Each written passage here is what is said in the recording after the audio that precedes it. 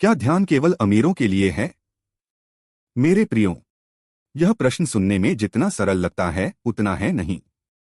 बहुत से लोग सोचते हैं कि ध्यान किसी ऐसे व्यक्ति का काम है जिसके पास बहुत खाली समय हो, बहुत धन हो, सारी सुविधाएं हों। लेकिन बात इतनी सीधी भी नहीं है। मनुष्य की यात्रा हमेशा बाहर से शुरू होती है। वह धन चाहता है, सम्मान चाहता है, सुरक्षा चाहता है, प्रेम चाहता है, बड़ा घर चाहता है, सुंदर वस्तुएं चाहता है। और इसमें कुछ भी गलत नहीं है। इच्छा करना अपराध नहीं है। जीवन को बेहतर बनाना भी गलत नहीं है। गरीबी कोई आध्यात्मिक उपलब्धि नहीं है और अभाव कोई पुण्य नहीं है। लेकिन जीवन का एक अद्भुत रहस्य है। जब तक तुम्हें लगता है कि सुख किसी वस्तु में छिपा है, तब तक तुम्हारा पूरा जीवन उसी वस्तु के पीछे भागता रहेगा।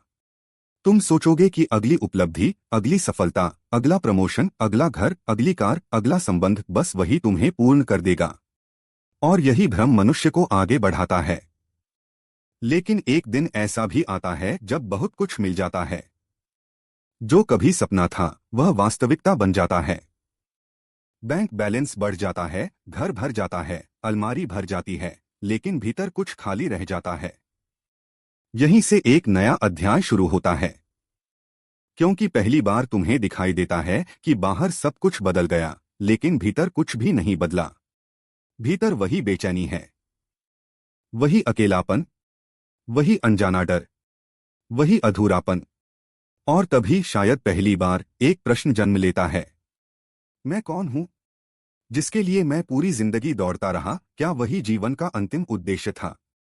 यही प्रश्न ध्यान का जन्म है। ध्यान किसी तकनीक का नाम नहीं है। ध्यान किसी विशेष मुद्रा में बैठने का नाम नहीं है। ध्यान उस क्षण का नाम है जब बाहर की सारी यात्राएं तुम्हें भीतर की यात्रा की ओर धकेल देती हैं। इसीलिए अक्सर ऐसा दिखाई देता है कि संपन्न समाजों में ध्यान, योग और आध्यात्मिक खोज अधिक विकसित होती है। क्यों? क्योंकि जिसने संसार का स्वाद ही नहीं चखा, वह संसार की सीमाओं को कैसे समझेगा? जब तक तुम्हें लगता है कि बाहर कहीं सुख छिपा है, तब तक भीतर जाने की प्रेरणा पैदा नहीं होती। लेकिन इसका अर्थ यह नहीं कि ध्यान केवल अमीरों के लिए है। इसका अर्थ केवल इतना है कि मनुष्य की चेतना की अपनी एक यात्रा है। कल्पना करो, एक पिता का बच्चा अस्पताल में जीवन और मृत्यु के बीच झूल रहा हो। घर में खाने के लिए अन्न न हो, सिर पर छत न हो।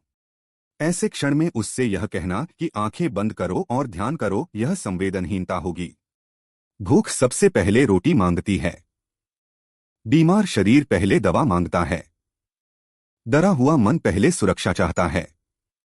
जब मूल आवश्यकताएं पूरी नहीं होती, तब मन बार बार उन्हीं की ओर भागता है।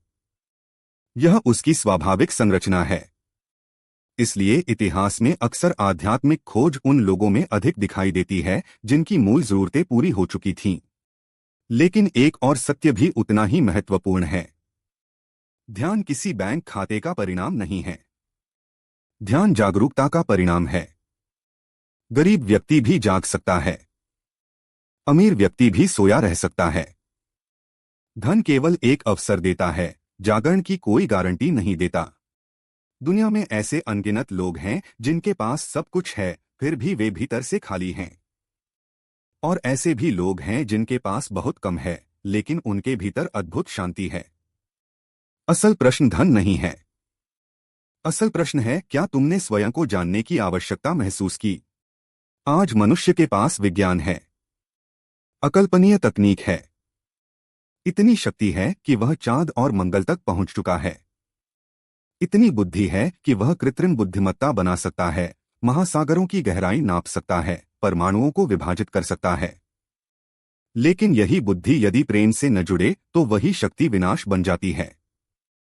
हमने ऐसी मशीनें बना ली जो पूरी पृथ्वी को नष्ट कर सकती हैं। क्या अब समय नहीं आ गया कि हम ऐसी चेतना भी विकसित करें जो पूरी पृथ्वी को शांत कर सके? कल्पना करो, यदि विज्ञान का उद्देश्य केवल बाजार न होकर मनुष्य का कल्याण बन जाए। यदि राजनीति का उद्देश्य सत्ता नहीं बल्कि करुणा बन जाए। यदि अर्थव्यवस्था का उद्देश्य कुछ लोगों की संपत्ति नहीं बल्कि सबकी गरिमा बन जाए, तो इस पृथ्वी पर शायद कोई भी भूखा न रहे।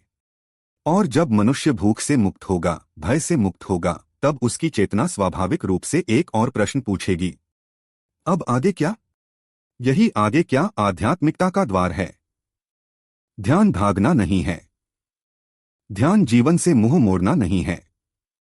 ध्यान जीवन के केंद्र में उतरना है। ध्यान का अर्थ है जिसे खोजने के लिए तुम पूरी दुनिया में भटके, वह तुम्हारे भीतर ही बैठा था। बाहर की सारी उपलब्धियां सीमित हैं, भीतर की खोज असीम है। बाहर की हर सफलता एक दिन पुरानी हो जाती है, भीतर की जागृति हर क्षण नई होती जाती है।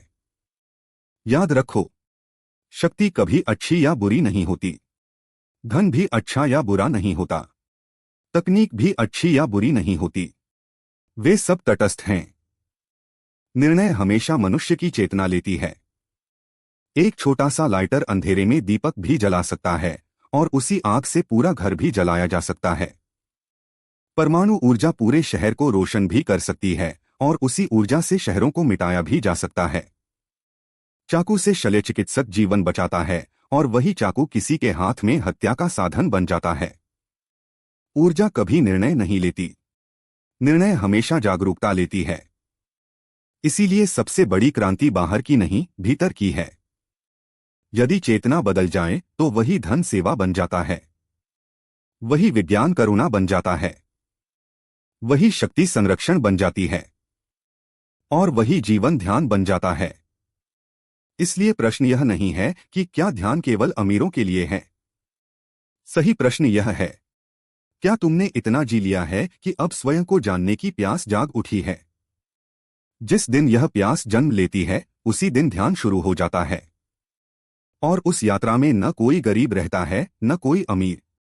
वहां केवल एक साधक होता है जो पहली बार स्वयं से मिलना चाहता है।